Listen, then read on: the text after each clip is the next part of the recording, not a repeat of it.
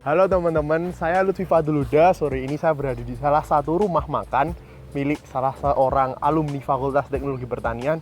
Nah, rumah makan ini tuh berada di lereng Merapi, di utara, asri, sejuk pokoknya. Nah, yuk kita langsung aja temuin pemilik dari rumah makan ini.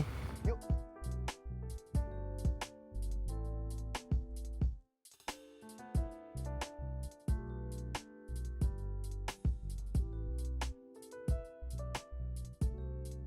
Hai teman-teman, jadi sore ini saya sudah bersama dengan pemilik rumah makan ini.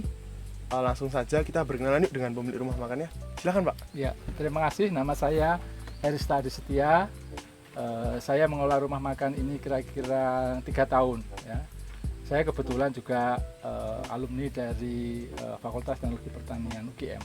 Terima kasih bisa bergabung pada kesempatan hari ini. Ya. Nah, yang tadi sudah berkenalan nih Pak kita. Ya. Nah, terus ini Pak, kami itu ingin mendengarkan cerita dari Bapak tentang rumah makan ini kan dulu sebelum ada, kalau saat ini kan corona itu Pak yang baru rame.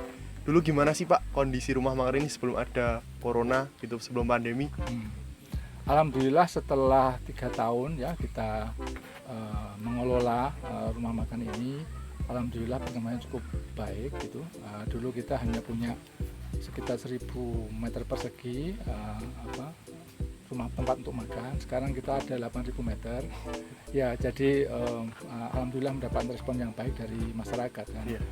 Pada waktu corona ini memang itu pada waktu sebetulnya peak ya, karena itu mau puasa, mau lebaran gitu ya. Jadi kita sudah persiapan sebetulnya waktu itu ya.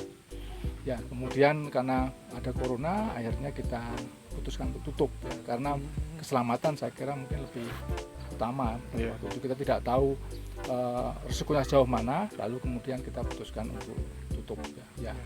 Udah ditutup semuanya gitu. Berarti waktu corona itu, waktu ada pandemi ini berarti rumah makan ini semua tutup ya Pak ya? Tutup, betul. Alasannya apa tuh Pak kalau boleh tahu?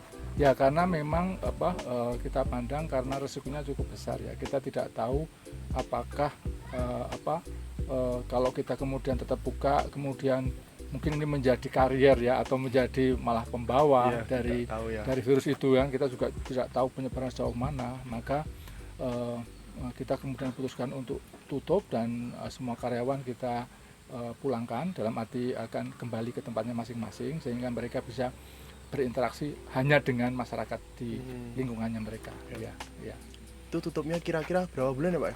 Ini kita tutup kira-kira bulan Maret, April, Mei ya 3 bulan. 3 bulan ya Pak sampai Juni ini kemudian kita buka ya. Terus kan ini Pak, kalau sekarang kan pemerintah sudah menggaungkan new normal, udah sering kita dengerin normal. Nah, saya lihat juga rumah makan ini udah buka. Nah, kira-kira protokol kesehatan apa sih Pak yang diterapkan oleh rumah makan Bapak?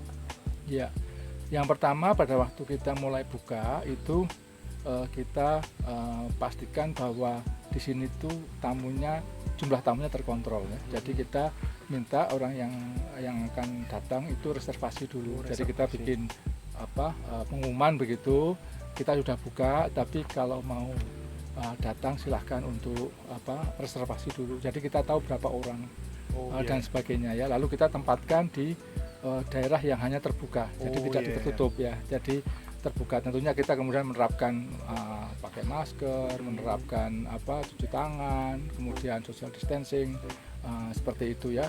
Termasuk juga bagi karyawan ya. Dari karyawan kita minta supaya yang datang itu hanya ke karyawan yang dekat gitu ya. Jadi yang di lingkungan di sini saja. Jadi mengurangi resiko lah yang mungkin timbul begitu ya. Berarti di sini juga sudah diterapkan ya Pak, seperti dengan himbauan pemerintah ya Pak ya? Iya, kita terapkan dan kita juga setelah ini beberapa minggu kita buka, ternyata penuh gitu ya. Jadi kita kemudian putuskan tutup. Jadi pada waktu di tengah hari, begitu di sini sudah lokasinya sudah terisi semua, terutama yang outdoor ya, itu kemudian kita tutup. Jadi kalau misalkan reservasi penuh langsung tutup gitu ya? Karena kalau sekarang itu kita mintanya per satu payung begini atau satu gazebo itu hanya satu keluarga. Meskipun kapasitasnya lebih, tapi kalau sudah di tempat satu keluarga tidak ditempati yang lain. Gitu, ya. Hanya ini untuk mengurangi lah resiko yang mungkin timbul. Berarti gitu. sudah diterapkan dengan baik, alhamdulillah. Kemudian Pak, nih kami itu penasaran juga, bagaimana sih Pak, kan pasti ada perubahan tentang pemberitahuan sih, ya nggak sih Pak, pemasaran gitu. Ya. Nah, kira-kira dari rumah makan Bapak sendiri apa sih Pak yang berubah dari pemasarannya? Ya, jadi begitu tutup ya berarti tutup kan, kita Iya. tidak ada pendapatan sama sekali. Jadi memang di mana-mana seperti itu akan menjadi sangat berat gitu. Nah kemudian kita berusaha untuk bagaimana tetap bisa membuka usaha ini gitu ya. Lalu kita membuka pelan-pelan, kita membuka usaha untuk jualan secara online. Ya, kita bikin nasi box Oh, misalnya begitu ya. Jadi produk-produk yang bisa kita jual secara online yang kita kirim ya secara delivery. Itu Ya. kalau boleh tahu salah satu produknya apa sih Pak yang dijual secara online? Jadi kita fokus untuk delivery. Jadi kita bilangnya